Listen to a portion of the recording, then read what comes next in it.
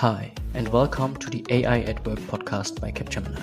Within each episode, we will have experts across industries to go beyond the hype and explore what AI really means for our jobs.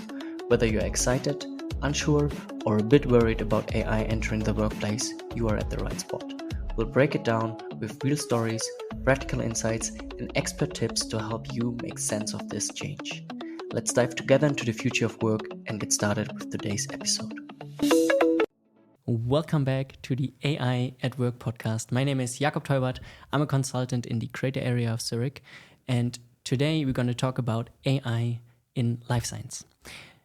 I recently read a paper from Google, and they were introducing a multi-agent AI system that was able to generate new hypotheses. I found this was really, really interesting because it's throwing a lot of questions around creativity and science driven only by humans for me. So we're going to explore today how AI can help in research and can help in life science to develop drugs and medicine much quicker and better so we can have actually a better life. And I'm happy that I'm not alone today. I'm happy that I'm joined by Agathe. Agathe is experienced in the life science sector. She has been working with big pharma companies in drug development and working on their processes. And she also is experienced in AI. So I'm happy that you're here. Thank you for joining us, Agathe. Thank you. I'm super happy to be here and I'm excited to have this discussion. Yes, let's see where it takes us. Before we're going to dive into some questions, I've prepared 3 statements for you that I would like you to finish for me. That's usually how we start the podcast. Okay, first statement is AI and life sciences are like Sherlock and Watson because they work so well together. They go hand in hand. I mean, the first AI models were based on life science, the neural computation in the brain. So that is it. And then also on the other way around, like AI has enabled major breakthroughs in life science. So I think they really go well together. So life science was giving birth to AI, and now AI is providing life science with new medicines and drugs. That's exactly cool. The second statement, one of the most unexpected things we discovered while integrating AI into pharmaceuticals was how much work you need to do to have your data cleaned and like well prepared for AI to be put on top and actually enable to have its true power. I love it. You're destroying the buzz of AI directly in your sentence because yes, the data is shit in, shit out. That's what people like to say. Exactly. Third statement. When I envision the future of AI in healthcare, the first word that comes to my mind is potential, I think, because it has potential to do great things, to accelerate drug development, to bring great discoveries. But also potential, you have to guide it to make it work in the right direction. So I think that's the word that comes to mind. Okay, potential sounds promising actually. And now let's go with the first question. You already said it that AI is bringing enhancements in the drug development process. Maybe can you explain a little bit how pharmaceuticals are creating drugs and what the process is and how AI can help within that? Sure. So the drug development process is a very lengthy 10, 15 years of development and also very costly process that has high risks of failures. It usually starts by identifying the target, so a gene or a protein that has a role in the disease that you want to address. Mm-hmm. And then you try to identify some molecules, for instance, that can interact with this target and that can help cure the disease. And so you will optimize it and then you will try to test it in first preclinical conditions, meaning not in humans, so in vitro or in animal models, to test that it's safe, that it's also efficient. And then you will bring it to clinical trials where you will expose it to human population, first starting with a small amount of people. And then as the trial phases go on, then you increase the number of people that will receive the medicine. And again, you're assessing that the drug is safe, that it has the biological activity that you want it to have, and that it can actually be used. And then you will prepare a regulatory submission that you will send to the health authorities where you give all of the results from your trials and from your tests and all your controls, and they will hopefully give you approval. And then your drug can come to the market. And then you have also a phase of post-market surveillance where you track whether there are some long-term side effects or adverse events. It already sounds like a really, really long process. Just by you explaining it, I see. Are we talking about years or months, or how long does it usually take? It takes years, 10 to 15 years for the whole end-to-end pipeline usually. Oh, wow. In the traditional setting. The hope is, of course, that with AI you can reduce this time scale and bring the drug to market in a much closer time frame. Okay, so that's the promise of AI, that the drug development process is shorter and we are quicker bringing new medicine to the market. Can you elaborate a little bit on like where in this process AI can help, or you have seen it actually in practice help? I think AI can help, like it has its place at all of the steps of the processes. We have seen great advances in the drug discovery part, for instance, with the AlphaFold model that enabled like protein folding prediction, which is super beneficial for drug discovery. But it also intervenes. Maybe just one thing. How does it work, like in AlphaFold, that you create a protein? You don't create a protein, Okay. but from its sequence of amino acids, you can predict how it will fold. Okay. And how it folds is also what activities it has and how it can influence a disease. And then by knowing its structure, you can also know how molecules may interact with the protein and how they can help change its way of action and cure diseases. Interesting. You talked about target and component at the beginning. So this AlphaFold model helps to create components and predict how they look like from a structure perspective. So we can then see with what targets it could connect with, for example. So the protein can be the target itself. Okay. You want to address how the protein works in the disease. And then you can also generate with other deep learning models, molecules that will act on this target. And you can, by knowing how your target folds, you can know where the molecules, whether it might be a good candidate, whether it might actually be able to connect to this protein and change its way of working. Okay, interesting. Sounds cool. So this is one thing where you see that science can quicker see what proteins to use as targets, for example. Yeah, there are lots of other applications of AI for the drug development cycle. It can help design smarter trials. It can help with like writing regulatory submissions.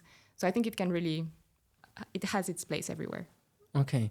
And speaking from your experience, you have some experiences of working with AI within the cycle. Where do they sit? At the end of the process when it comes to regulatory documents or creating regulatory documents, or at the beginning when it's about research? I think it depends what kind of models you're using. Yes, of course, each model has its application. I think if you find the right model, you can use it at any place of this cycle. Okay, and speaking from your experience? I think from my experience, at the moment, I think it's more seen in early drug discovery. But I feel like with the rise of LLMs and generative AI, it's getting more and more used for clinical trial planning, for regulatory documentation writing. I think this has, large language models have really enabled the use of AI in this space. So you can write faster and you can check text faster with large language models, for example, before submitting them for your regulatories. Yeah. Okay, that's interesting. I think we covered the benefits that AI could have along the circle a little bit. What do you think is key for organizations to bring those benefits to life? Because there's one thing having something that works in science, and another thing having this enabled in the enterprise to really enhance the process. Well, as I hinted a bit earlier, I think having strong data foundations is essential. If you want your data to be usable in machine learning models and have like relevant outputs, you need to have data that is true, that is correct, that of high quality. So investing in strong data foundations is obviously a key point. And then the other point that I would see would be to invest in people who are literate in AI. Okay. So you need to have people who understand the tools that they use, because you need to be able to understand their outputs and to verify them and to validate them. So you really need to increase the literacy of people that are working with AI. So it's not it's not easy tools that everybody can apply, but being literate in it helps to check the output. I think it could be relatively easy to use, Okay. but not to use well. You need to be able to see the outcome and ensure that it makes sense. So you need to use it well. Okay. I think that's important too, and it's something that we've been doing also in the past, upskilling people on AI literacy. I think it's an important topic. When we're coming back, do you know the paper that I said at the introduction from Google? You're a scientist, if I'm not mistaken, or you've been a scientist in your past.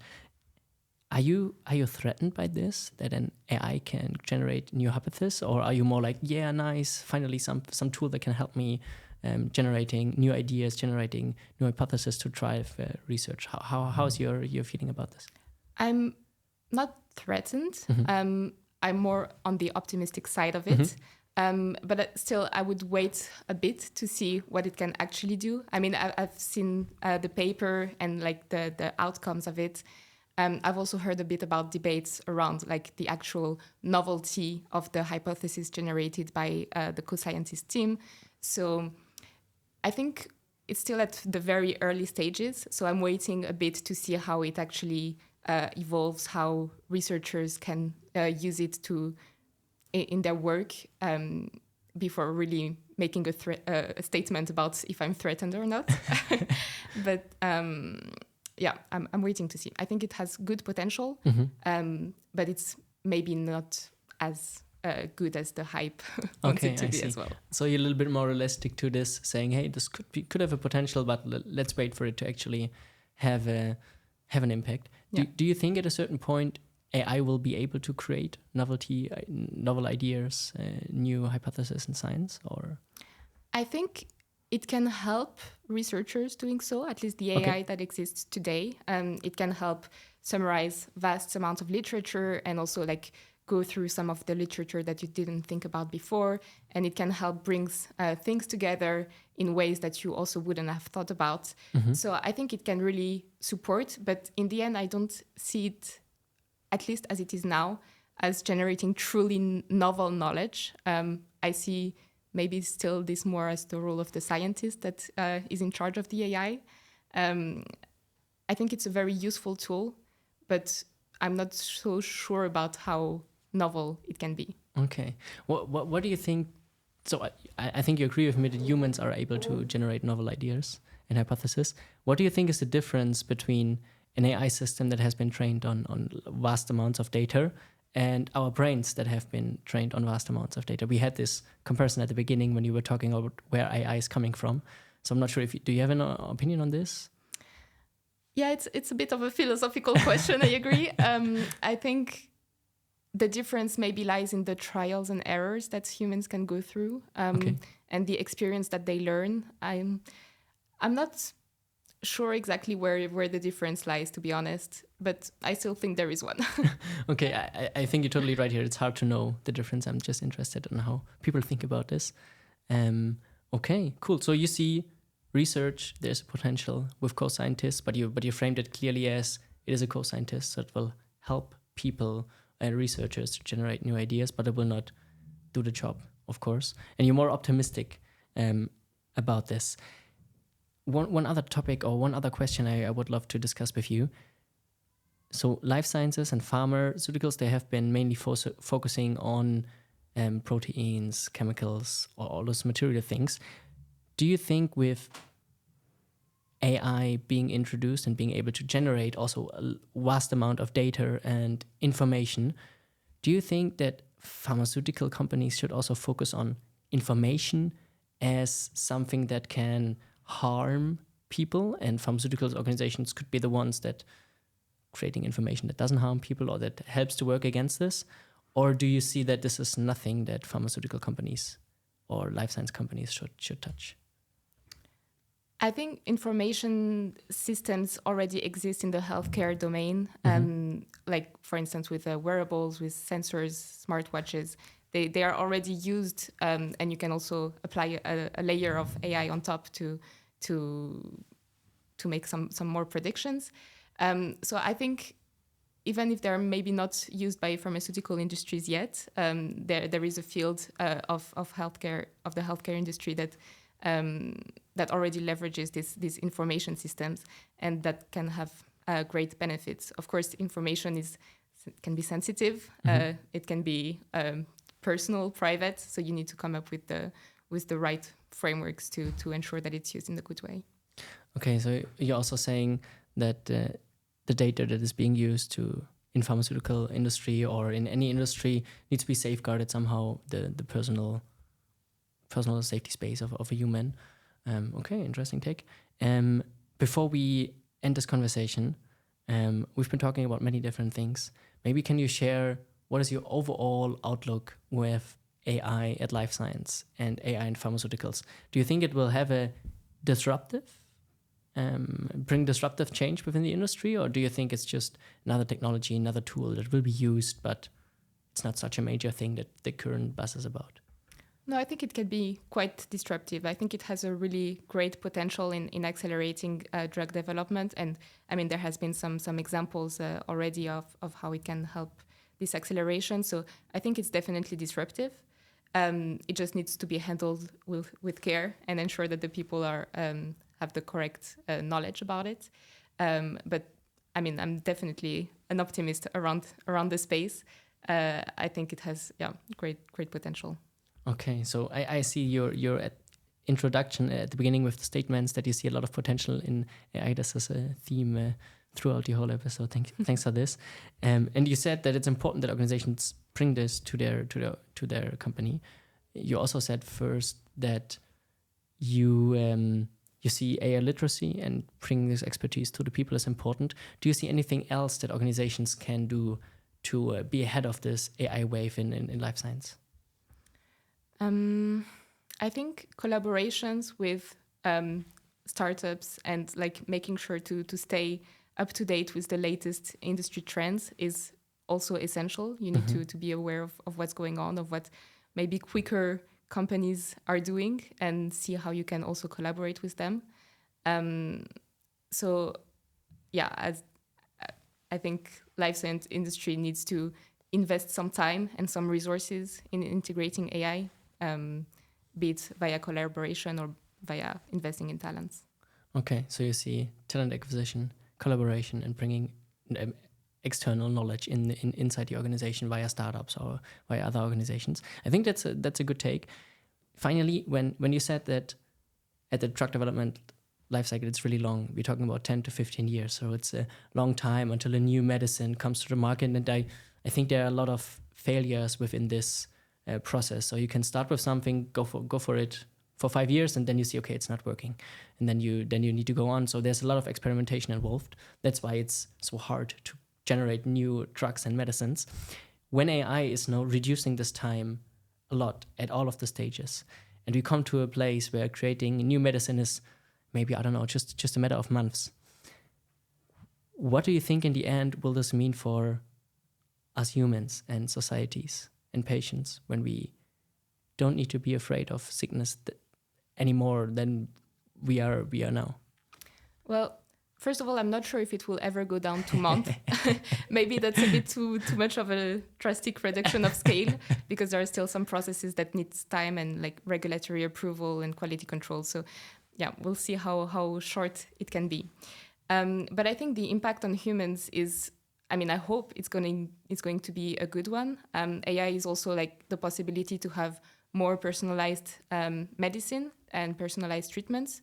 So I see definitely that it can be a way also to improve life expectancy and make sure that the right drug is given to the right patient.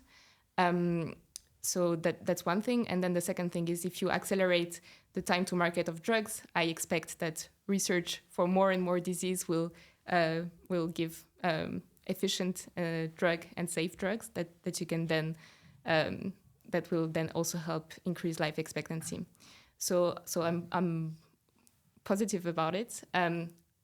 Maybe just one thing that you need to ensure is also that this will not isolate certain groups of people. You need to always make sure that your data and your AI system enables correct predictions for everyone. Okay, so I see you're not as optimistic as I am with those 2 months, and I'm maybe sometimes too far ahead in the future. Thank you very much for sharing your realistic thoughts on how AI can enhance the drug development life cycle within life sciences. I thank you very much for all the knowledge that you have shared and for your time.